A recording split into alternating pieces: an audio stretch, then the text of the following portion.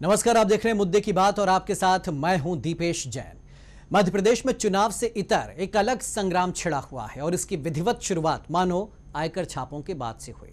तब से अब तक प्रदेश के सियासी गलियारे में हर दिन एक नए घोटाले का खुलासा हो रहा है जो पूर्व की सरकार के दौरान हुए। सीधी सी बात है कि आयकर छापों का रिएक्शन अब इस रूप में सामने आ रहा है। इसी कड़ी में सहकारिता मंत्री गोविंद सिंह भी मीडिया के सामने आए और एक घोटाले की पूरी दास्तान उन्होंने सुनाई। 111 करोड़ के इस घोटाले में भी ई टेंडर की तर्ज पर एफआईआर दर्ज कराने के निर्देश दे दिए गए हैं। ऐसे में सवाल उठ रहा है कि 4 महीने तक घोटालों को लेकर चुप्पी साधने वाली सरकार अचानक से इतनी एक्टिव कैसे हो गई? क्या वाकई बदलापुर की सियासत को आगे बढ़ाया जा रहा है या फिर ये केवल बीजेपी को चमकाने की राजनीति है?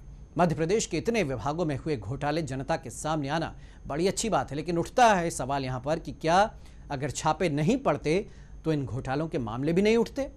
ऐसे में दावे जब किए जा रहे हों कि घोटालों के दोषियों को जेल भेजा जाएगा, तो आज चर्चा इसी मुद्दे पर करेंगे, यानी जांच भेजेगी जेल में।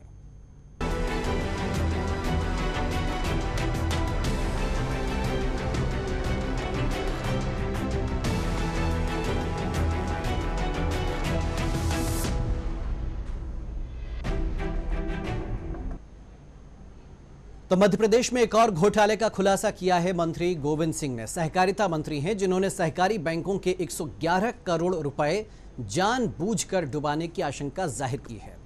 इस मामले में तो उन्होंने सीधे एफआईआर कराने के निर्देश दे दिए हैं। इतना ही नहीं, उन्होंने प्रदेश के पूर्व सरकार के मंत्रियों पर भी जमकर हमला बोला और कहा कि अभी तो पहले के कई और घोटाले उजागर होंगे। साथ ही घोटालेबाजों को जेल भेजने की चेतावनी भी उन्होंने दे डाली। फिलहाल ये नया घोटाला क्या है, आइए जानते हैं।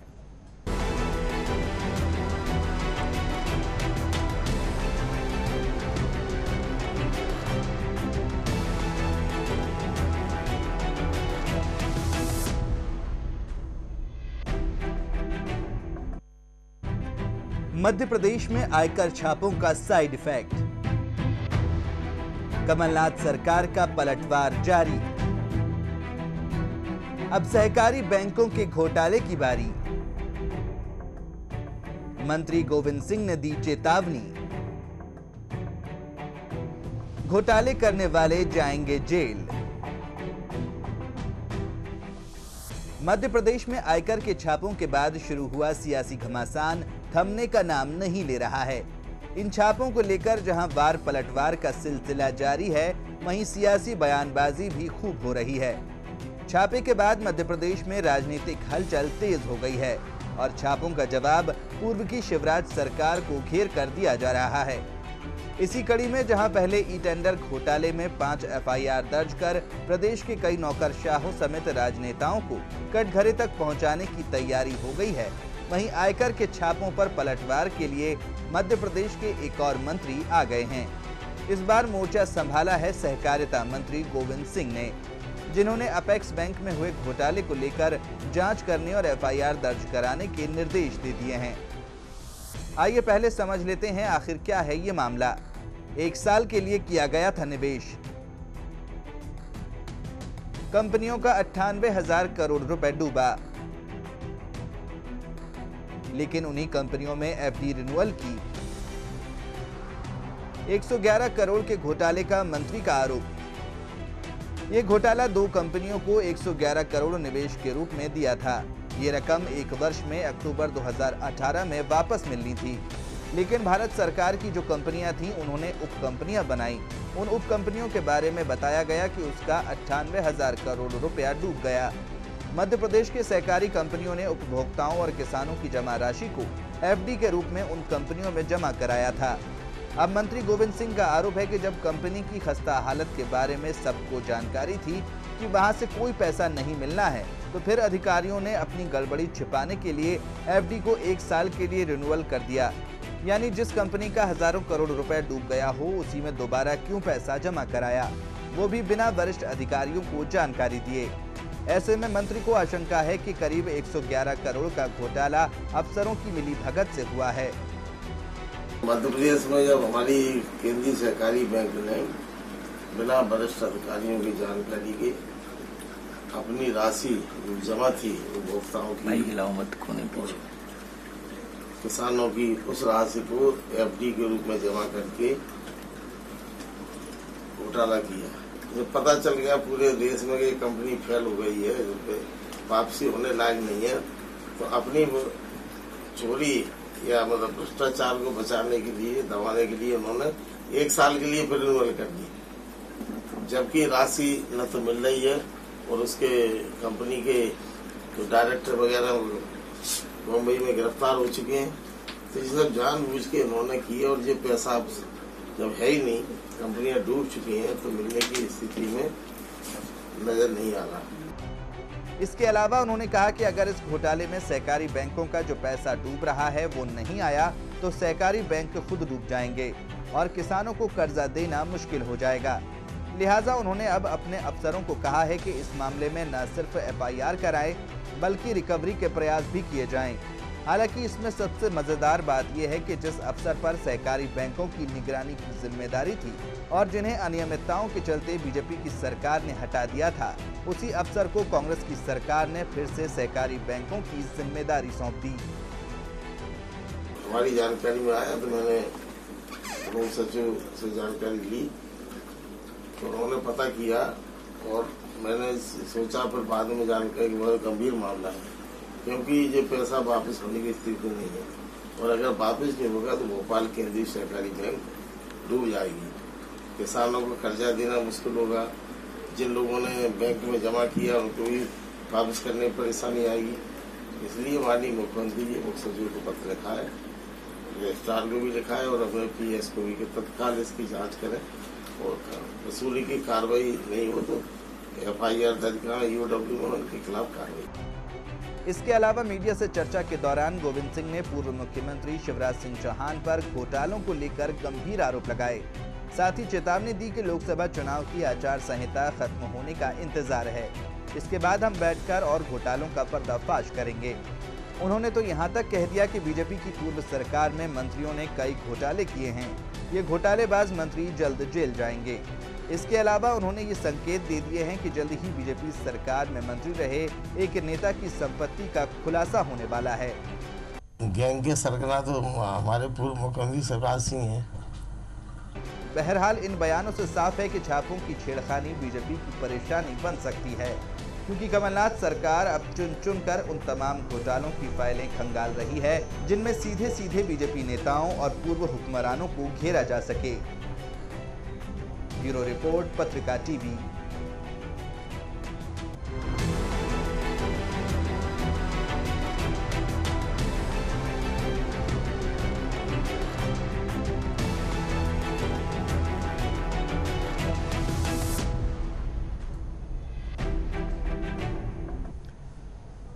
तो मध्य प्रदेश में छापे क्या पड़े, यूं कह सकते हैं कि घोटालों के उजागर होने की बाढ़ सी आ गई और एक नया घोटाला अब सामने आया सहकारी बैंकों का। इसी मसले पर चर्चा करेंगे। कुछ खास मेहमान हमारे साथ स्टूडियो में जुड़ गए हैं चर्चा के लिए। हमारे साथ कांग्रेस प्रवक्ता संजय श्रीवास्तव जी हैं। संजय जी, बहुत स्वागत है आपका। हमारे साथ बीजेपी की ओर से प्रवक्ता नरेंद्र शिवाजी पटेल हैं। पटेल साहब, आपका स्वागत है। और हमारे साथ एक खास मेहमान हैं जिन्हें आप कह सकते हैं कि इस घोटाले के वो विसल ब्लोअर हैं, क्योंकि सबसे पहले उन्होंने ही इस मामले में शिकायत की थी। जैनेंद्र जी हमारे साथ में, जैनेंद्र दलाल साहब, आपका बहुत स्वागत है। आईटी एक्टिविस्ट हैं आप और आपसे हम घोटाले के बारे में समझेंगे। लेकिन संजय जी, ये जो रिपोर्ट आपने हमारी देखी जी, ठीक है, ये इसको आप किस तरीके से देखते हैं? भोपाल कोऑपरेटिव बैंक में घोटाला, इससे आप क्या कहेंगे? 110 करोड़ 111 करोड़ निवेश कर दिए गए और वो जो अफसर थे वो आज भी आपकी सरकार में भी बने हुए हैं। यानी इसको हम किस तरीके से देखें कि सरकारें आती जाती रहेंगी लेकिन घोटालेबाज अफसर वहीं के वहीं जमे रहेंगे? देखिए, ये बहुत गंभीर मामला है। एक कोऑपरेटिव बैंक ने जो है अपनी पूंजी का निवेश कहां पे किया? एक ऐसी कंपनी के पास किया, IL&FS, जिसके बारे में 2014 के बाद से ही लगातार सामने आ रहा था कि वो लगातार घोटाले कर रही है और वो कंपनी डूब रही है। उसकी जितनी भी सहयोगी कंपनी थी वो भी डूब रही थी और यहां तक कि उनके डायरेक्टर जेल जा रहे थे।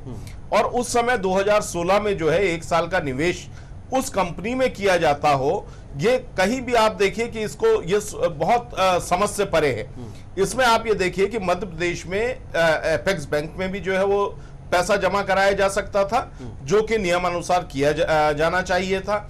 इसके अलावा राष्ट्रीयकृत बैंक इतने सारे हैं वहां पे पैसा जमा हो सकता था। मध्य प्रदेश सरकार की बहुत सी कंपनियां हैं जहां पे वो निवेश किया जा सकता था, लेकिन जो है निवेश के लिए IL&FS जैसी दागी कंपनी जिसने पूरे देश में घोटाले किए हों वो मिल रही। तो इसमें निश्चित रूप से उस कनेक्शन की जांच होनी चाहिए कि इस कंपनी का क्या कनेक्शन था पूर्व के सहकारिता मंत्री के साथ या पूर्व मुख्यमंत्री के साथ या उन बड़े अधिकारियों के साथ जो कि जो है प्रमुख सचिव जैसे पद पे बैठे हुए थे और उन्होंने जो है इस पे ध्यान नहीं दिया, जबकि एक आम आदमी के ध्यान में ये चीज था कि IL&FS कंपनी द्वारा इतना बड़ा घोटाला इस देश में किया गया है। तो निश्चित रूप से दीपेश जी ये बहुत गंभीर बात है और अब चूंकि हमारे सहकारिता मंत्री ने मध्य प्रदेश के जो है इसको संज्ञान में लिया है और उन्होंने 4 अप्रैल को ही इस पे नोटशीट भी लिखी है प्रमुख सचिव को जांच करने के लिए। तो निश्चित रूप से आने वाले समय में आप देखेंगे कि इस धन का दुरुपयोग हुआ है, जो किसानों के धन का दुरुपयोग हुआ है,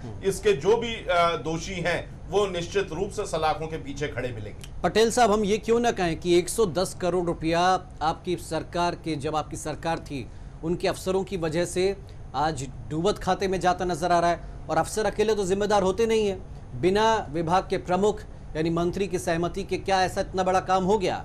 अगर हो गया और वो पैसा डूब गया तो फिर किसकी जिम्मेदारी होगी?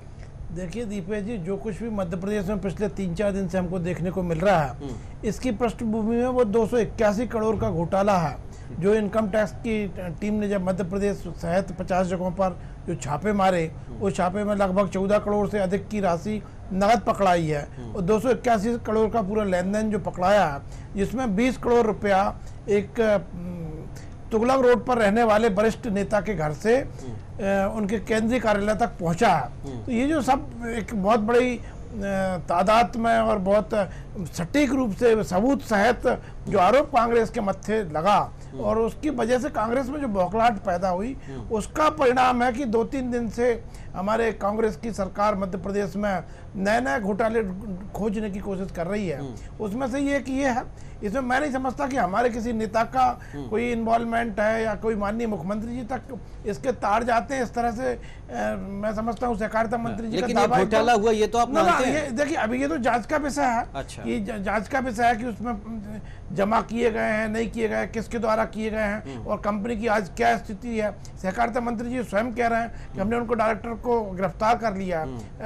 इसका मतलब तो एक तो साफ होता है कि डायरेक्टर अभी आपकी पहुंच से बाहर नहीं भगे हैं, तो निश्चित रूप से यदि वे पहुंच के अंदर हैं तो निश्चित रूप से रिकवरी की कोई गुंजाइश नहीं है ना। आज उसमें किसानों का पैसा था, सहकारी बैंक के उपभोक्ताओं का पैसा था, किसानों को कर्ज नहीं। 110 करोड़ मामूली रकम नहीं है, 2-5 करोड़ नहीं थे, 110 करोड़ किसको कहते हैं? दीपेश जी ये जो सहकारिता मंत्री जी कह रहे थे अब हम किसानों को कर्ज नहीं दे पाएंगे, ये जो तमाम बातें कह रहे थे, ये देखिए केवल 111 करोड़ की जो राशि वो बता रहे हैं उससे पूरे मध्य प्रदेश की कर रहे हैं, तो तुलना करें तो ठीक नहीं होगा। ये तो इन्होंने जो कर्ज माफी का आधा अधूरा जो करने की कोशिश की है उसका परिणाम है कि एक मध्य प्रदेश के किसानों को कर्ज दे नहीं पा रहा है। जो 50,000 करोड़ की माफी, कर्ज माफी की बात कही थी, उसके वजह से ये नए नए बहाने। लेकिन 110 करोड़ रुपया आखिर ये जैनन जी से हम और समझते। जैनन जी देखिए, पटेल साहब का ये कहना है कि भैया कुछ ऐसा हुआ नहीं, इतनी कोई बड़ी बात नहीं है, कंपनी क्या स्थिति थी उस समय, हो सकता अफसरों को सही लगाओ। लेकिन आप बताइए ये पूरी गड़बड़ कैसे हुई है? जानबूझकर हुई या फिर ये हादसा था? ये जानबूझ के किया हुआ काम है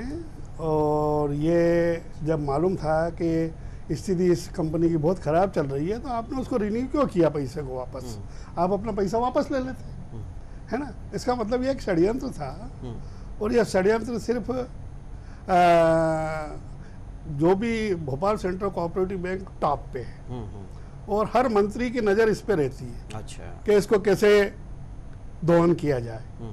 और यही स्थिति रही कि IS सेंगर जो 5 साल से सस्पेंड थे हैं और DR भोपाल मिस्टर गजबीए और IAS विश्वकर्मा RS विश्वकर्मा, इन सब की तिकड़ी थी। या सुबह 8 बजे जहाँ इनका गेट रहता था विश्वास सारंग का, वहाँ पहुँच जाते थे और इन लोगों ने जो DR GRO के फैसले हैं वो तक प्रभावित किए, बिना पैसे में कोई फैसले नहीं होते थे और क्लियर ये पैसा दिया गया और इसमें भारी कमीशन खाया गया और भारी कमीशन बटा। नहीं, लेकिन ये भी 110 करोड़ की क्या स्थिति है? 110 करोड़ अब तो मतलब वो तो कह नहीं सकते कि अब कब मिले, पर आज तो भोपाल सेंट्रल कोऑपरेटिव बैंक के कर्मचारियों को पेट पे लात मारी दी इन लोगों ने आपसी षड्यंत्र करके। और कोऑपरेटिव बैंक का तो ऐसा मसला है कि ये कोऑपरेटिव बैंक का एक प्रकरण नहीं है, सैकड़ों प्रकरण मैं 2005 से बराबर उठाता आया हूँ, मगर कोई माइका लाल मंत्री आज तक पैदा नहीं हुआ जिसने जांच करवाई हो।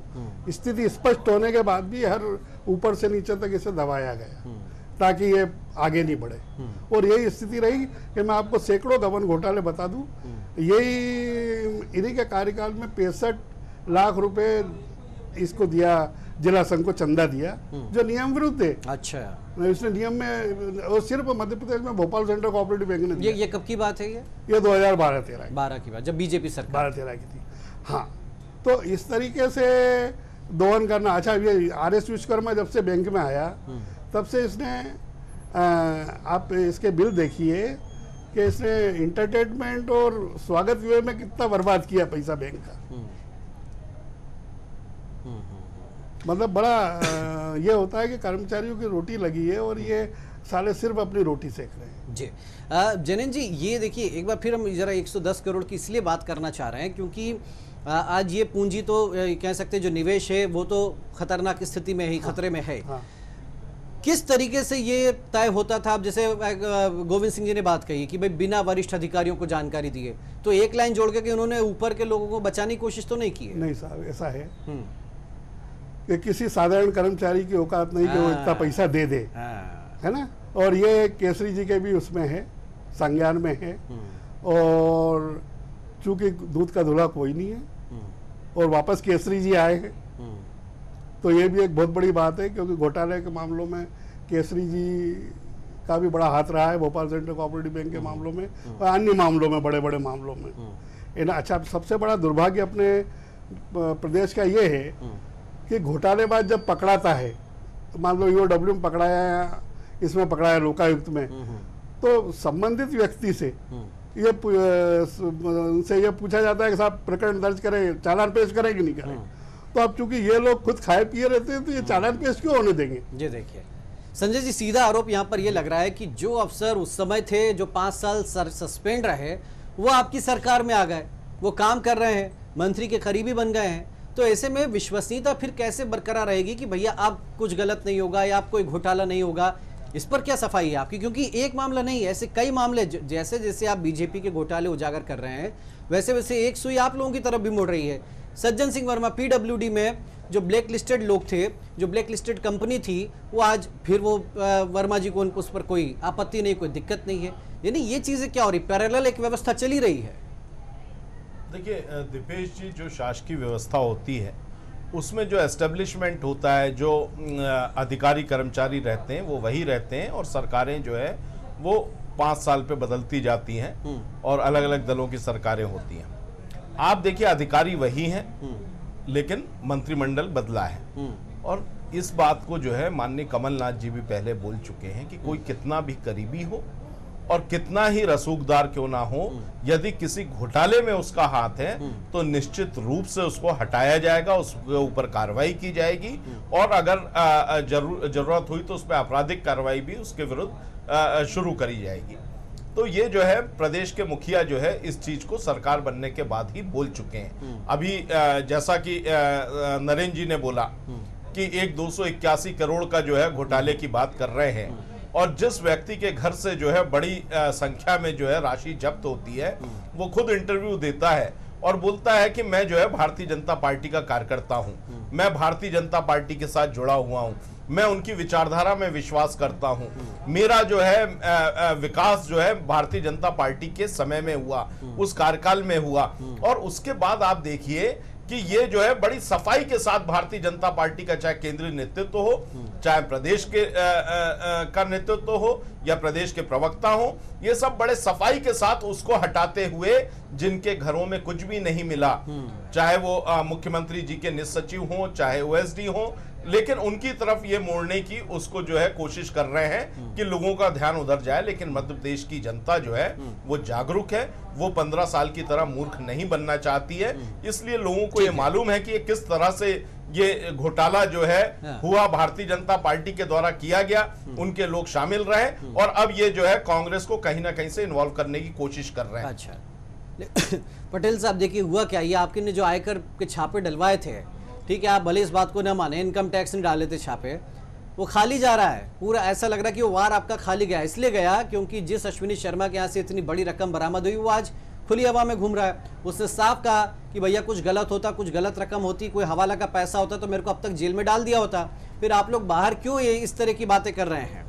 देखिए दीपेश जी, जो CBDT का जो प्रेस नोट आया उसमें साफ साफ लिखा हुआ है कि 281 का नहीं, साफ साफ ही तो नहीं लिखा हुआ है, 281 करोड़ का पूरा अमाउंट लेन-देन दी हुआ है, है, लेकिन 14 करोड़ से ज्यादा नगद पकड़ा ठीक गया है, उसके बाद क्या 20 एक्शन करोड़ क्या रुपया, हुआ? ये 20 वही करोड़ अमाउंट है जो रुपया कैलाश विजयवर्गीय जी 10 घंटे पहले बोल चुके थे। हाँ। सुबह 10 बजे CBDT का जो प्रेस नोट आता है वो रात में 9 बजे आता है और सुबह 10 बजे माननीय कैलाश विजयवर्गीय जी, भारतीय जनता पार्टी के वरिष्ठ नेता, ये बोल चुके थे कि 281 करोड़ का घोटाला है। तो कहीं ना कहीं से प्रदेश की जनता और देश की जनता ये समझ रही है कि ये 281 करोड़ का फिगर किसने दिया, ये भारतीय जनता पार्टी पटेल के साहब, ये नेताओं बुरी ने तरह ही फंस तो नहीं गए आप इसको जो है छापे कहीं ना डलवा कहीं साफ दिया। और स्पष्ट ये है क्योंकि ये आंकड़े पहले मीडिया में आ चुके थे। ANI ने पहले ही फोटोग्राफ जारी कर दिए थे उन सूटकेस के, जो सूटकेस में नोट भरे नहीं, हुए हैं। वो ये अमाउंट जो- नहीं थी, 281 करोड़ की अमाउंट नहीं थी ये उसमें। अमाउंट भी विभिन्न चैनलों पे आ गया था, चल रहा था,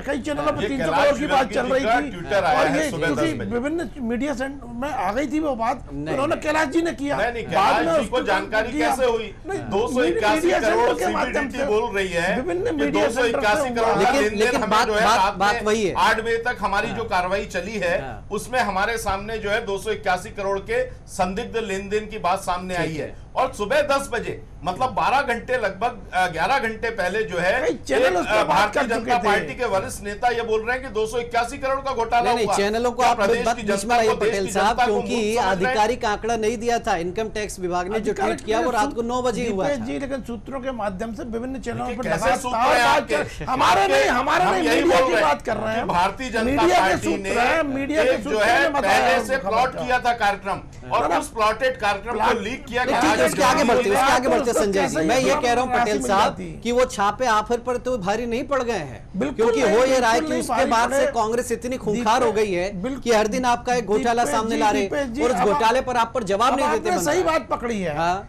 यदि किसी उस पर बार नहीं ठीक है होता ना। तो कांग्रेस क्यों बौखलाती? हाँ। कांग्रेस की बौखलाहट दिखला रही है, कहीं ना कहीं कांग्रेस की पूंछ पर दबाव पड़ा है। अच्छा। तभी तो कांग्रेस बौखलाई है ना, जो आप भी कह रहे हैं कि कांग्रेस इतनी लेकिन खूंखार नहीं छापों से होती। हासिल क्या हुआ, ना। यही तो हम कह रहे हैं। वो अश्विनी शर्मा आज भी बाहर है, छापे वो कह देखिए, रहा है कि मेरे पास कोई दीपेश गलत जी, रकम नहीं थी, कोई लगातार- हवाला का पैसा लगातार नहीं था। कार्रवाई चल रही है। अब ये तो इनकम टैक्स वाले ही जवाब दे सकते हैं। हाँ। उन्होंने किस तरह से क्या कार्रवाई करना है, किसको कब गिरफ्तार करेंगे, कब पूछताछ करेंगे। हाँ। अभी के उन्होंने जो कार्रवाई की है वो सबके सामने है। जो प्रेस नोट जारी किया वो सबके सामने है। तुगलक रोड से वरिष्ठ नेता के घर से देखिए, 20 ये भी करोड़ झूठ रुपया है, केंद्रीय नरेंद्र जी, कार्यालय पहुंचा है। ये भी झूठ है। आपकी कलम, आपका कागज, ने आप कुछ लिखा भी है। लिख सकते हैं। ये CBDT जब ने लिखा 281 है। करोड़ की बात सुबह 11 घंटे ये पहले आप बोल इनकम सकते टैक्स हैं के तो ये भी कहीं ना कहीं सेंट्रल भारतीय बोर्ड जनता ऑफ पार्टी द्वारा डायरेक्ट प्रायोजित टैक्सेस ने लिखा है। ये जो तुगलक रोड की क्यों नहीं नाम आपने ये खुलासा सेंट्रल किया, बोर्ड ऑफ क्यों नहीं डायरेक्ट नाम टैक्सेस के खुलासा द्वारा किया? लिखा गया है। आप केवल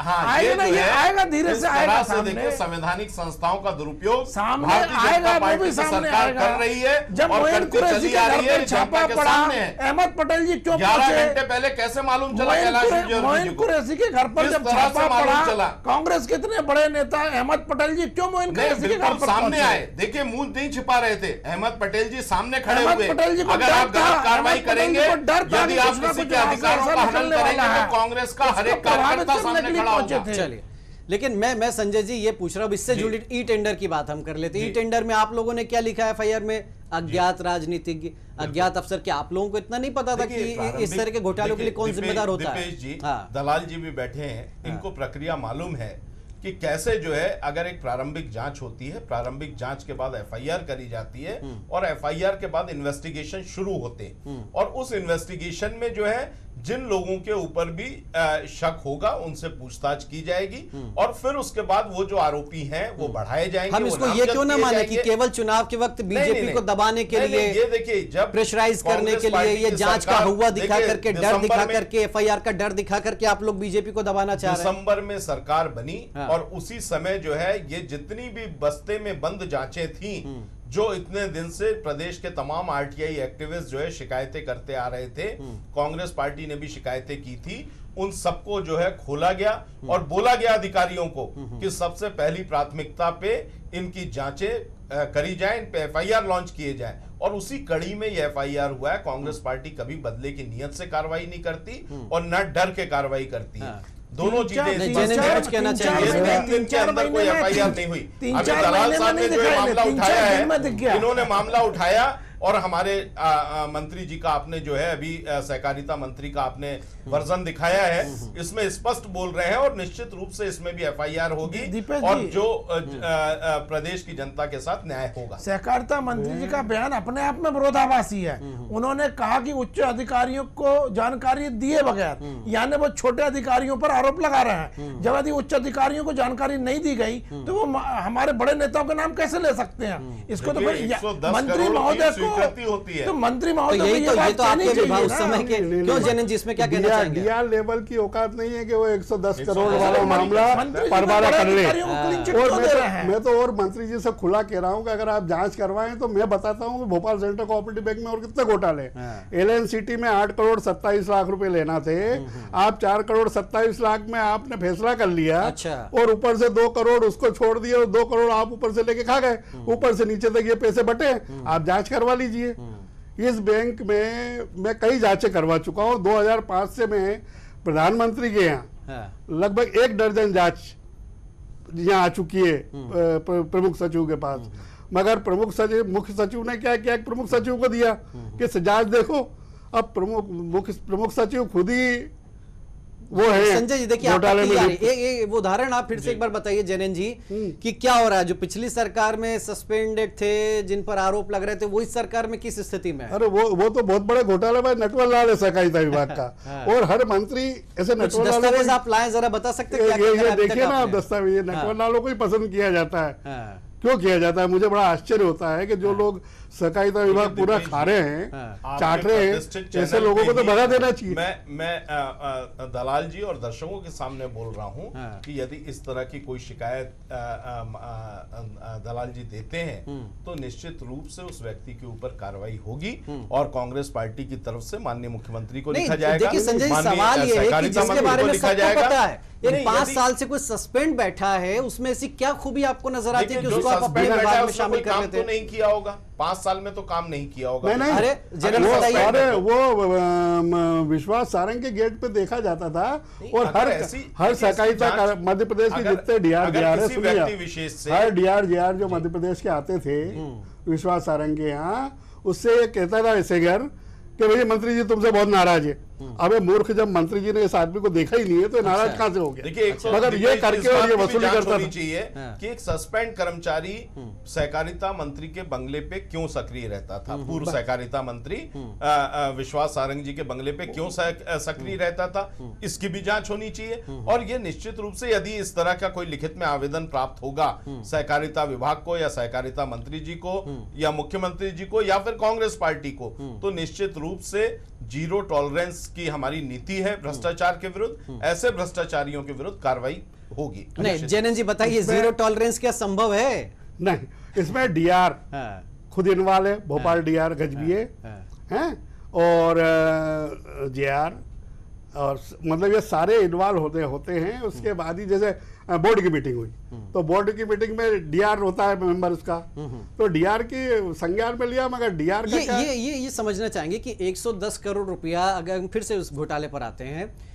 अगर वो उस कंपनी में डूब गया तो इससे इन अफसरों को कैसे फायदा हुआ? नहीं तो वो तो ये तो भाई डूबे तो डूबे, इनका क्या डूब रहा है? इनको तो कमीशन मिल गया। अच्छा, इनको कोई मतलब नहीं है। ये कोई देश प्रेम नहीं। इसका ब्याज कितना मिला होगा 1 साल का है? वो उसका क्या हुआ ब्याज? जो ये 8 करोड़। अच्छा, वो भी डूब गया। और वो उसका क्या करा इन्होंने? वो भी डूबा। वो 118 करोड़ इन्होंने वो कर दिया। टोटल 118 करोड़ उन्होंने डिपॉजिट कर दिया। तो ये स्थितियां हो रही हैं पटेल साहब। देखिए, जो पहले चल रहा था उसकी अभी कह सकते कि शुरुआत हुई है। हालांकि संजय जी कह रहे कि हम जीरो टॉलरेंस करेंगे। आपसे बताऊं जी जनन जी, कि लगभग 50 शिकायतें मुख्यमंत्री शिवराज के यहाँ मेरी थी। अच्छा, आपका फैसला निराकरण कर दिया गया है, आपका निराकरण कर दिया, कोई निराकरण नहीं, कुछ नहीं, खाली नाटक बिल्कुल। पटेल साहब, पुराने पाप अब इस तरीके से सामने आ रहे हैं ना। देखिए जिनेंद्र जी, इसमें मैं ये समझता हूँ कि राजनीतिक कोई इन्वॉल्वमेंट कदापि नहीं है। सहकारी बैंक अपने आप में इंडिपेंडेंट बॉडी होती है। और जिनेंद्र जी भी जो आरोप लगा रहे हैं वो अधिकारियों पे लगा रहे हैं और ये भी बता रहे हैं कि उनमें से कुछ अधिकारियों को सस्पेंड किया गया। तो निश्चित रूप से कार्रवाई तो तत्कालीन सरकार ने भी की है। और अभी यदि ऐसा कुछ समझ में आता है, नहीं, तत्कालीन सरकार तो मेरा ये था कि अगर तत्कालीन सरकार में सहकारिता मंत्री वही व्यक्ति रहता है तो 3 साल में भोपाल मध्य प्रदेश से सहकारिता का नक्शा ही खत्म हो जाता। अच्छा, इतना खाया है पेट भर के। नहीं देखिए, अब जिनेंद्र जी के मैं इन आरोपों का तो कोई जवाब नहीं दे पाऊंगा क्योंकि बगैर तथ्यात्मक जानकारी के कोई अपन जवाब। हाँ जिनेंद्र जी, देखिए जो भी आप कहें थोड़ा गंभीरता के साथ और तथ्य हो, आपके पास सबूत हो तभी कहिएगा। राजनीतिक आरोप किसी पे जी, आरोप लगाने से सरल होता है, मुश्किल हो जाता है। प्रमाण ना हो आप घोटाला में बता रहा हूँ। मैं तो सहकारिता मंत्री जी के बयान को पकड़ रहा हूँ। सहकारिता मंत्री जी कह रहे हैं कि उच्च अधिकारियों को जानकारी नहीं दी गई। उच्च अधिकारियों की जानकारी आप उसको दिलवा रहे हो। मेरी बात सुन लीजिए तो ये कई मामले हैं साहब जो जिनेंद्र जी, मेरी बात सुन लीजिए। सहकारिता मंत्री, कांग्रेस के सहकारिता मंत्री स्वीकार कर रहे हैं, मंत्री के संज्ञान में आते हैं, मगर मंत्री उन पे एक्शन लेना नहीं चाहते। वर्तमान के सहकारिता मंत्री, कांग्रेस के सहकारिता मंत्री भी कह रहे हैं कि उच्च अधिकारियों की जानकारी में नहीं दी गई। जब ये सर्टिफिकेट वो उच्च अधिकारियों को दे रहे हैं तो निश्चित रूप से मंत्री और मुख्यमंत्री तो उसके बाद की श्रेणी है। तो मैं नहीं समझता कि वो जानकारी वहां तक पहुंची होगी। तो यदि निचले स्तर पर भी कोई गड़बड़ियां हुई है, 110 करोड़ का मामला है। बिल्कुल, भारतीय जनता पार्टी 100% खास लोग हैं जिनको कुछ भी गड़बड़ी नहीं हुई। मैं ये कह रहा हूँ ना कि मास्टरमाइंड अरविंद सिंह सेंगर है, जो विश्वास सारंग के खास हुआ करते थे, उनको बहाल करवाया इस एवज में और उसके बाद गोविंद सिंह जी के खास हो गए। ये देखिए संजय जी, अगर ये परंपरा चलती रही इस तरीके से, ये जो आपका आरोप है, मैं पहले भी बोल चुका हूं, यदि लिखित में इस तरह की कोई शिकायत किसी भी स्तर पे प्रदेश की सरकार को या प्रदेश या कांग्रेस पार्टी को प्राप्त होती है तो उस पर निश्चित रूप से कार्रवाई की जाएगी। लिखित शिकायत यदि कोई देते हैं भूपेन जी तो उस पर जो है कार्रवाई, माननीय दलाल साहब देते हैं तो उस पर निश्चित रूप से कार्रवाई होगी। दीपेश जी, मैं एक चीज और बोलना चाहता हूँ कि जो सहकारिता होता है वो लोकतंत्र का दर्पण है और मध्य प्रदेश में लगातार सहकारिता बहुत अच्छे तरीके से सहकारिता विभाग काम करता चला आ रहा था आजादी के बाद से। और उसके बाद आप देखिए कि पिछले 5 सालों में, केवल पिछले 5 साल को देखें तो सहकारिता में चुनाव होना बंद हो गए। जो ऑटोनॉमस बॉडीज जो थी उसमें दखल हो गया किसका? सरकार का। और वो सरकार का दखल होते ही करोड़ों रुपए का वारा न्यारा हो गया, अरबों रुपए का। आपके पत्रिका में 18 जून 2018 की खबर है कि 405 करोड़ का घोटाला सहकारिता विभाग में हुआ वेतन के मामले में। और उस पे जो है उस तत्कालीन सरकार ने, शिवराज सिंह जी की सरकार ने जो है उसके ऊपर कोई कार्रवाई नहीं की। तो ये जो है जब इस तरह के घोटाले, अभी आप देखिए 27 सहकारी बैंकों में वो घोटाले सामने आए हैं कि किस 27 जिलों में आए हैं जिसमें कि किसानों के नाम पे जो है केवल कागजों में झूठे कर्ज बांट दिए गए और अधिकारियों कर्मचारियों ने उस पैसे को निकाल लिया। तो जब जो है कंट्रोल खत्म हो जाता है, जब लोकतांत्रिक व्यवस्था खत्म हो जाती है, चुनाव सहकारिता में खत्म हो जाते हैं, तो सरकार के इशारे में, सरकार के इशारे पे इस तरह के भ्रष्टाचार होने लगते हैं। और भारतीय जनता पार्टी की जो 15 साल की सरकार रही, बहुत दुख होता है कि उसने इस मध्य प्रदेश में सहकारिता आंदोलन को पूरी तरह समाप्त कर दिया और केवल घोटालों का केंद्र बना दिया सहकारिता के सभी दफ्तरों को और सभी जितने भी ऑटोनॉमस बॉडीज। ये एक डकैती हुई थी भोपाल सेंट्रल कोऑपरेटिव बैंक में 2016 अक्टूबर में। अब आप देखिए कि 35 लाख रुपए इसमें पड़े थे और चोरी करने वाला 25 लाख रुपए ले गया। अच्छा। 10 लाख छोड़ गया। अच्छा। छोटे हैं तो आज तक न 1 रुपया पकड़ाया, न इस पे कोई कार्रवाई हुई। क्यों कि ये सीधा सीधा बैंक कर्मचारी एक राजेश पांडे है, उसके ही बैंक में चलती है, कोई एमडी वेमडी कोई नहीं चलता है। वो मंत्री को सेट करना है तो वो सेट करता है, इस तरह के आरोप में। लेकिन ये आपको क्यों इसमें शंका हो रही है कि आखिर ये इसमें अब ये शंका इसलिए हो रही है कि इसमें डबल लॉक नहीं था डकैती के वक्त। तिजोरी होती है, तिजोरी में होते ही पैसे होना। मेथाडेक्स की अलमारी में आपने पैसे रखे, अब मेथाडेक्स की अलमारी में पैसे रखे तो पैसे तो चोरी हो गई। अच्छा, उसके बाद डबल लॉक नहीं था, चौकीदार नहीं था। जब चौकीदार वगैरह नहीं था तो 35 लाख रुपए उस जगह रखना ही नहीं थी। तो ये एक डकैती है, बड़ी रहस्यमय डकैती है, इसमें दे भी रखा है। अच्छा, उसके बाद 125 कर्मचारी दर्शाया गया था एडाक पे, उसमें 65 काम कर रहे थे, 65 की तनख्वाह बना बना खा रहे थे। अच्छा। आप करो ना आप जांच। 65 कर्मचारी क्या थे? 65 कर्मचारी कार्यरत थे और अच्छा। 65 की तनख्वाह बना खा रहे थे। ये देखिए, ये पटेल साहब, ये आप ही की सरकार के 16 की बात कर रहे हैं कि इतनी बड़ी डकैती होगी, उसके बारे में आज तक पुलिस कुछ नहीं कर पाई। देखिए दीपक जी, मैंने पहले भी कहा, चूंकि सहकारी बैंक अपने आप में एक इंडिपेंडेंट बॉडी होती है और अपने सहकारिता मंत्री तो होता है, फिर सहकारिता मंत्री की जरूरत क्या है? नहीं, देखिए सहकारिता केवल बैंक अकेले तक सीमित नहीं होती, सहकारिता कई मायने में काम करती है। पार्टी है ना सहकारिता विभाग का, एक पार्टी है। सहकारिता समितियां बनी हुई हैं, खाद बीज बांटने का काम करती है, तमाम काम करती है, सभी में घोटाले हुए, विभिन्न तरीके के क्षेत्रों में काम करती है। एक जमाना था, और मैं नहीं समझता, देखिए पटेल साहब का जवाब ले लीजिए। जी जी, देखिए जिनेंद्र जी जिन भी बात कर रहे कि यदि डकैती हुई, अब मैं कोई उसको डिपेंड नहीं कर रहा कि वो जो इल्जाम लगा रहा होना चाहिए जांच, चलो भाजपा नहीं पकड़ पाई थी तो आज कांग्रेस जांच करे, लेकिन मैं कहता हूं कि इस तरह की जो घटनाएं होती हैं तो ऐसा नहीं कि सहकारिता बैंक में हो गई हैं, नेशनलाइज्ड बैंकों में भी हो जाती हैं, दूसरी जगह भी हो जाती है। यदि उनके आरोप सत्य हैं तो मेरा तो कहना सख्त कार्रवाई होनी चाहिए। अब सरकार बदल गई है, मुख्यमंत्री बदल गए हैं, तो निश्चित रूप से नए मुख्यमंत्री, नए सहकारिता मंत्री को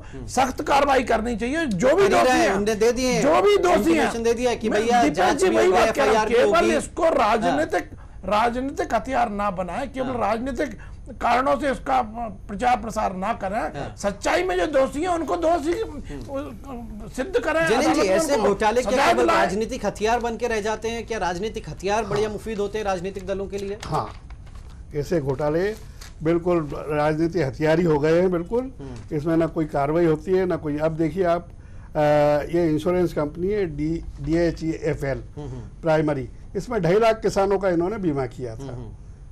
2.5 लाख किसानों का बीमा किया था। अरविंद सिंह सेगर है, इसका लड़का हेड है वहाँ का, और ये 40% कमीशन मिला। अब ये 40% कमीशन किसने खाया, ये भी एक जांच का विषय है।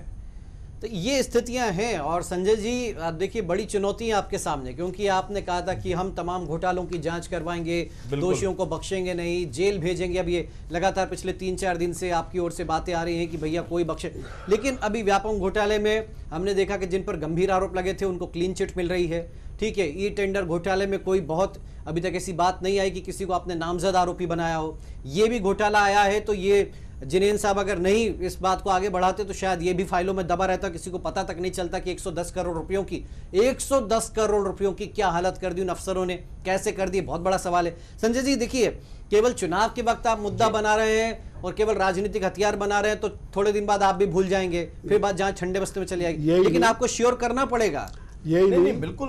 मैं सहकारिता मध्य प्रदेश की तरफ जाना चाहूंगा कि एक उर्वरक फंड का खाता होता है जो ऑपरेट करता है आयुक्त भोपाल, सहकारिता विभाग। अब उर्वरक फंड में अरबों रुपए आते हैं और जितनी ये गाड़ियां खरीदी जाती है सब उसी के पैसे से खरीदी जाती है, जबकि उस उर्वरक फंड का मतलब है किसानों को प्रोत्साहित करना, किसानों के बच्चों को प्रोत्साहित करना है। और ये सब अपना पेट भरते आ रहे हैं। ये काम 15-20 साल से चल रहा है, मैं बराबर उठा रहा हूँ। इसकी शिकायत आप कहाँ कर चुके हैं? बिल्कुल, मैं कर चुका हूँ, मैं मुख्य प्रधानमंत्री तक कर चुका हूँ। देखिए ये स्थितियां, तो कैसे जो हम जीरो टॉलरेंस की बात करते हैं भ्रष्टाचार के मामले में, मध्य प्रदेश में 15 साल से भारतीय जनता पार्टी की सरकार थी। ये बात सही है कि कांग्रेस पार्टी ने लगातार इन मुद्दों को उठाया और हमने वचन पत्र में शामिल किया कि इस तरह के जो भी भ्रष्टाचार हुए उनके विरुद्ध सख्त कार्रवाई होगी और दोषियों को जो है दंडित भी किया जाएगा। करवाने का प्रयत्न मध्य प्रदेश की सरकार करेगी। लेकिन जो है आप देखिए, 2 महीने की सरकार, हमने काम किया कितने दिन तक? हमने जो है 8 मार्च तक हमारा कामकाज जो है इंडिपेंडेंट तरीके से जो है हुआ है। और उस समय में जो है हमने जितने वादे, लगभग हमने 86 वादे जो है पूरे किए 73 दिन में, 83 वादे। तो वो जो है उसमें जो है ये जितनी भी जांचें थी उनको भी हमने गति दी है। और अब आने वाले समय में आप देखिएगा, हमने केवल जांचों को इसलिए बहुत गलत ढंग से भी गति नहीं दी है कि केवल बदले की कार्रवाई हो, हम नहीं चाहते कि कोई निर्दोष भी उसमें जो है किसी निर्दोष का भी नाम आए, उसको दंडित होना पड़े।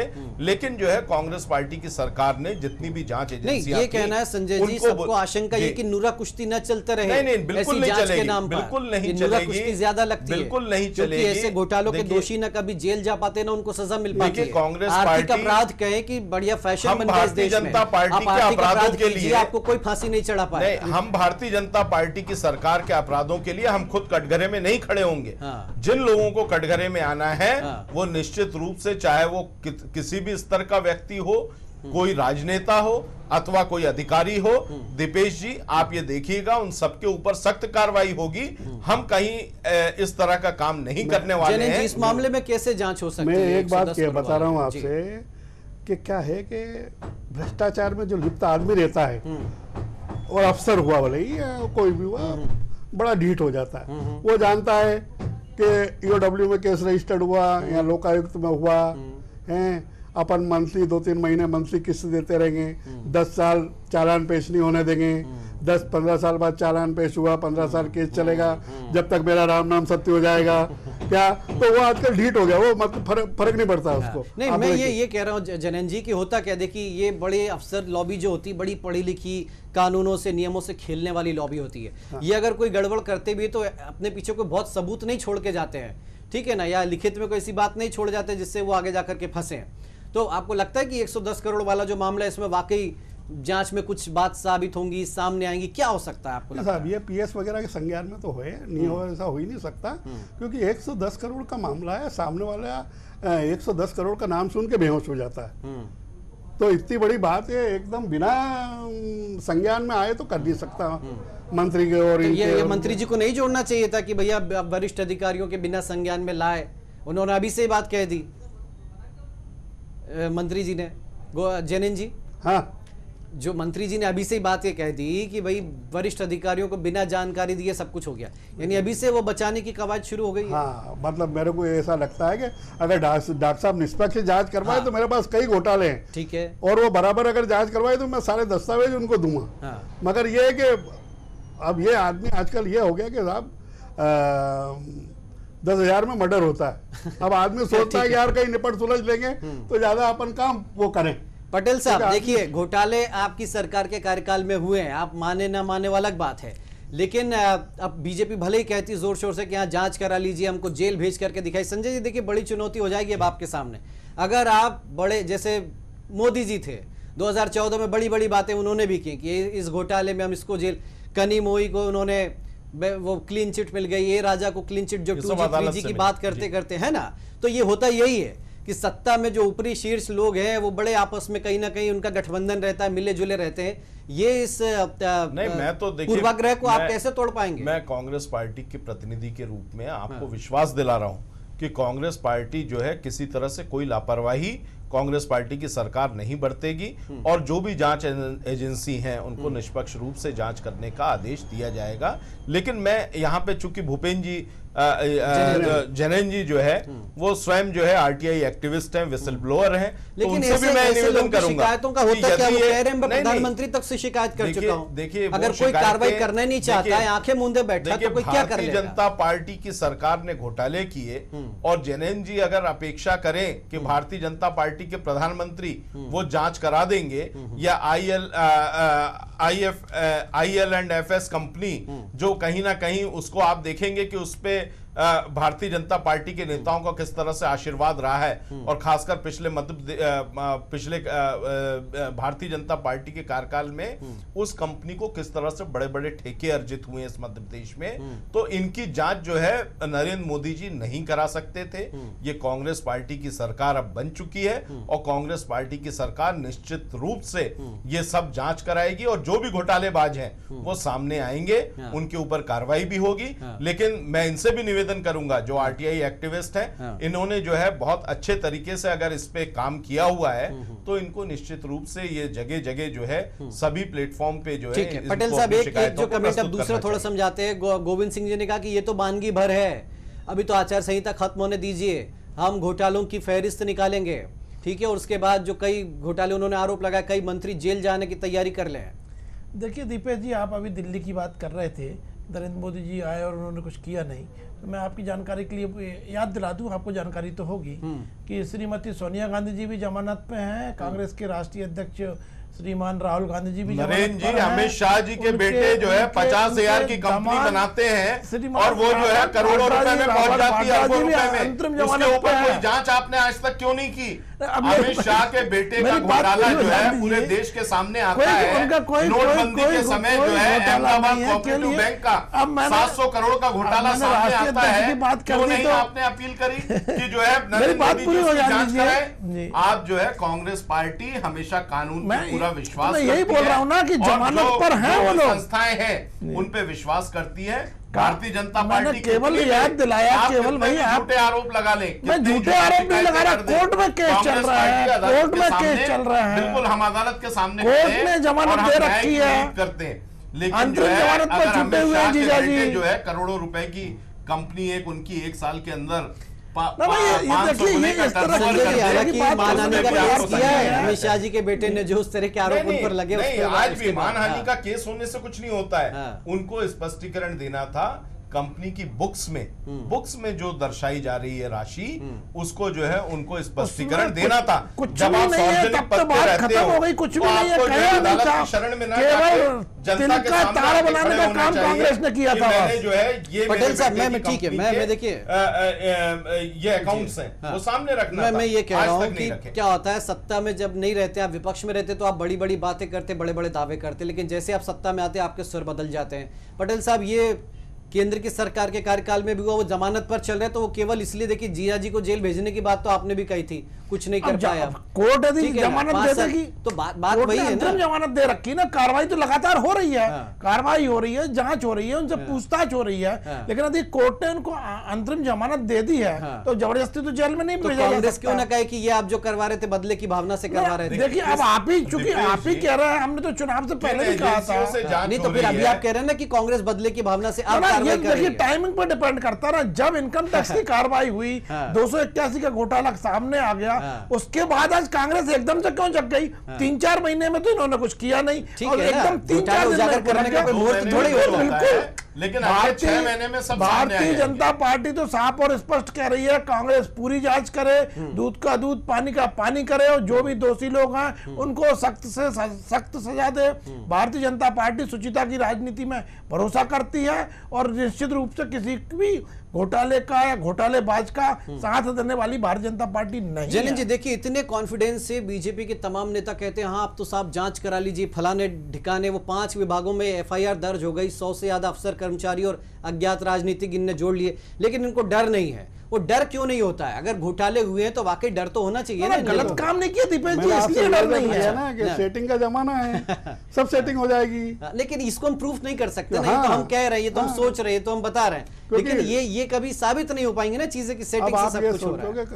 करोड़ों हजार का घपला आपके उर्वरक फंड का, जो मैं बहुत जोर शोर से उठा नहीं पाया, काफी कोशिश की, प्रधानमंत्री तक मैंने जांच के आदेश, प्रधानमंत्री से यहाँ जांच के आदेश आए मुख्य सचिव के पास वगैरह, उसके बाद भी प्रमुख सचिव के पास गया, सहकारिता विभाग, प्रमुख सचिव ने उसको वो कर लिया। ऐसे मामलों में क्या कोर्ट नहीं जाना चाहिए सीधे? कितने, हाँ वो सब मैं हाई कोर्ट जाओ 10-20 साल बैठे रहो। अब हाई कोर्ट में भी क्या नंबर आता है आजकल, ये समस्या है। संजय जी, ऐसे में आप भी तो ये कह देंगे कि हाँ ईओडब्ल्यू के जैसे व्यापम घोटाले की आज तक जांच ही चल रही है, एक ऐसा शख्स नहीं जिसको कोई सजा मिल गई हो। मैं आपसे मैं आपसे कह रहा हूं, संजय जी से जरा पूछ रहे, क्योंकि इस व्यापम हमारी जो संवैधानिक व्यवस्था है उसमें जांच एजेंसियां जो है जांच करती हैं और सजा देने का काम माननीय न्यायालयों के द्वारा किया जाता है। आप खुद एडवोकेट हैं, लेकिन ये आप नहीं मानते कि कोर्ट की प्रक्रिया इतनी लंबी होती है? कोर्ट की प्रक्रिया लंबी है अभी निश्चित रूप से, लेकिन देखिए किसी भी निर्दोष को सजा ना हो, हमारा जो मूल उद्देश्य रहता है वो है कि किसी निर्दोष को जो है बेवजह सजा नहीं होनी चाहिए। हर कोई अपने आप को निर्दोष कहता है, नहीं देखिए, और सबूत कुछ मिलते नहीं है। आज आप देखिए, आज चारा घोटाले में लालू जी भी कहते हैं कि मैं तो बेकसूर हूं साहब। मैं पार्टी प्लेटफॉर्म से अलग हट के बात कर रहा हूं। पिछले 15 साल में आप देख लीजिए कि किस तरह से इकोनॉमिक ऑफेंसेस में सजाएं हुई हैं पूरे देश भर की अदालतों ने, और बड़े बड़े लोग उसमें, आप देखिए एक हरियाणा के मंत्री जेल में थे, दो पूर्व मुख्यमंत्री जेल में हैं। तो ये जो है ये इस देश के न्याय व्यवस्था की मजबूती है और ये जो है और इसीलिए जो है आज देश की जनता न्यायालयों पे भरोसा करती है, क्योंकि न्यायालय में जो है न्याय होता है, भले देर से होता है, लेकिन जो दोषी रहते हैं वो सलाखों के पीछे निश्चित रूप से जाते हैं। और मैं आपको विश्वास दिलाता हूं कि मध्य प्रदेश में शायद वो नौबत नहीं आएगी कि इनको जांच के लिए जो है कोर्ट की शरण में जाना पड़े, अदालत की शरण में जाना पड़े। मध्य प्रदेश की सरकार सक्षम है और मध्य प्रदेश के मुख्यमंत्री सक्षम है कि जो है इस प्रदेश में किसी भी प्रकार के भ्रष्टाचार करने वालों को कभी भी बख्शा नहीं जाएगा और बचाया नहीं जाएगा। लेकिन सत्ता के लोगों के करीबी अगर वो भ्रष्टाचार अधिकारी खुद रहेंगे, ऐसे कई लोग हैं नहीं, ये अगर सामने लाएंगे, देखिए वो पूर्व सीएम के ऑफिस में थे, स्टाफ में थे, वही आज वर्तमान सीएम के ऑफिस स्टाफ में। जैनेन्द्र जी अगर उसको सामने लाते हैं, ये एक अधिकारी की बात नहीं है, ऐसे कई अधिकारी। देखिए अगर कोई भी देखिए कहीं भी किसी के संज्ञान में आता है, ये पता है अब इतने बड़े मुख्यमंत्री पता नहीं होता। देखिए शासन की व्यवस्था अधिकारी, उनको पता है कि कौन किस नेचर का है, पता होना अलग चीज है, लेकिन रखा तथ्यों के साथ अवगत होना अलग चीज है। मैं जो है मेरे बारे में आप कोई भी राय रख सकते हैं, लेकिन मेरे विरुद्ध कुछ तथ्य भी होने चाहिए। अगर तथ्य हैं आपके तो निश्चित रूप से जो है उन तथ्यों पे कार्रवाई की जाती है। तो इसीलिए मेरा निवेदन है कि यदि इस तरह के व्यक्तिगत किसी व्यक्ति विशेष पे अगर आरोप है तो उनके संबंध में तथ्यों सहित अगर प्रस्तुत किया जाएगा तो उस पे जो है कांग्रेस पार्टी की सरकार उनको बचाने वाली नहीं है, उनको संरक्षण देने वाली नहीं है। मैंने अखिलेश चतुर्वेदी के खिलाफ लगाया था, जिसने आवास संघ की पूंजी 4 करोड़ और आप 48 करोड़ पब्लिक में लेना बता रहे हैं, तो भाई 44 करोड़ तो कहां से लाया? मतलब उसके बाद भी मैंने उसको लोकायुक्त में लगाया। अब आप बताइए कि इतना बड़ा प्रकरण लोकायुक्त ने निरस्त कर दिया, अब आदमी निराश होगा कि नहीं, क्या करेगा? ईओडब्ल्यू का कहो 10-10, 15-15 साल से जांचें चल रही है, तब जो अच्छा फिर संबंधित मुखिया के पास जाएगा कि भाई हम इनके खिलाफ प्रकरण दर्ज करें कि नहीं करें। सचिव ने खाया तो मना कर देगा कि नहीं प्रकरण दर्ज मत करो, या वो नहीं देगा, और ऐसे में खींचा जाता है। आदमी जब तक नहीं मरता है तब तक वो। पटेल साहब देखिए, जब भ्रष्टाचार को शिष्टाचार में परिणत कर दे अफसर मिलकर के, राजनेता मिलकर के, लॉबी है जो पूरी वो सुखदार लोग हैं, फिर जनता तो उम्मीद ही छोड़ दे कि साहब कोई घोटाले की जांच भी होगी, कोई दोषी जेल भी जाएगा। ना तो आप लोग कुछ कर पाए, व्यापम घोटाले की जांच चलती रही, कई मर गए, कई खप गए, कई जेल में ही हैं, कई का करियर चौपट हो गया और जो बड़े बड़े मगरमच्छ थे वो बाहर आ गए हैं। यानी ये हम किस पर भरोसा करें, कैसे जनता का भरोसा कायम होगा इस व्यवस्था पर? देखिए दीपेश जी, मैं आपकी बात से कुछ सहमत हूँ कि कुछ गड़बड़ियाँ हो सकती, लेकिन ये आप कैसे भरोसा करके उसका मैं उदाहरण बताता हूँ कि नरेंद्र मोदी जी जब केंद्र में सरकार बनाए हैं, उससे पहले केंद्र सरकार में भी क्या स्थिति थी हम सबको अच्छे से मालूम था। हर 2-4-5 मोदी जी के राज में कनी मोई बाहर आ गई, ये राजा बाहर आ गए, जो 2G 3G आप बात करते थे। बात सुनिए ना, मैं आपसे वही बात कर रहा हूँ। उसके बाद में लेकिन नरेंद्र मोदी जी जब से आए हैं तब से हमें किसी भी घोटाले का नाम सुनने को मिला नहीं, और केंद्र सरकार के किसी भी मंत्री पर किसी भी तरह का कोई दाग लगा नहीं। कांग्रेस कोई आरोप लगा नहीं पाई, कोई भी विपक्षी पार्टी कोई आरोप लगा नहीं पाई, और हम सबने भी देखा कि किस तरह से कार्य करने की पद्धति बदली है। बल्कि ये तक समाचार पत्रों में ये तक छपा कि काम करने की गति बढ़ गई है। जो अधिकारी समाचार पत्रों में आज राफेल का घोटाला है, आज राफेल का घोटाला जो है शायद इतिहास में इतना बड़ा रक्षा घोटाला पूरे दुनिया में नहीं हुआ है।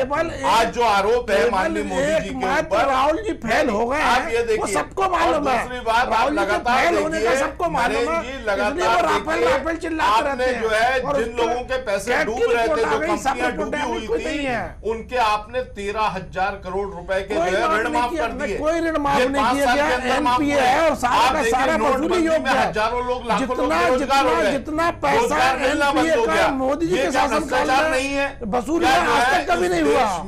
देश में आर्थिक स्थिति किस जगह जा रही है?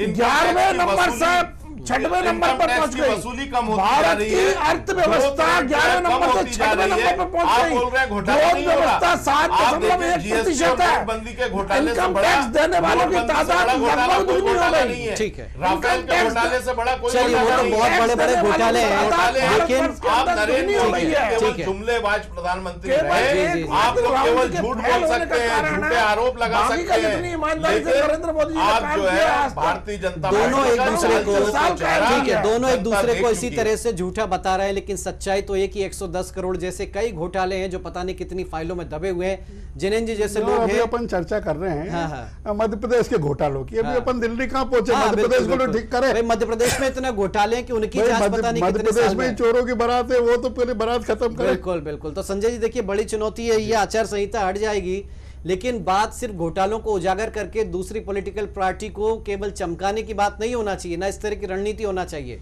जनता का भरोसा आप पर तब बढ़ेगा जब वाकई ऐसे लोग जेल की सलाखों के पीछे होंगे, क्योंकि मैंने फिर जैसे दोहरा रहा हूं कि आर्थिक अनियमितता सबसे आसान अपराध होता है इन पढ़े लिखे समझदार लोगों के लिए, कि 14.5 करोड़ घर में से मिल रहे हैं तो भी उस आदमी के माथे पे एक शिकन नहीं है, क्योंकि उसको पता है कि मेरे पीछे बहुत बड़े बड़े लोग हैं, बहुत रसूखदार लोग हैं। क्यों जनिन जी, ठीक कह रहा हूं मैं? सही बात है ना। और उसका कुछ बाल भी बांका नहीं होगा, जिसके घर से वाइन विदेशी शराब मिल रही है, बाग की खाल मिल रही, तमाम चीजें मिल गई, लेकिन वो आदमी बड़ा निश्चिंत है, क्योंकि उसको पता है कि जितना करीब में उनके था इतना ही करीब उनके हूं।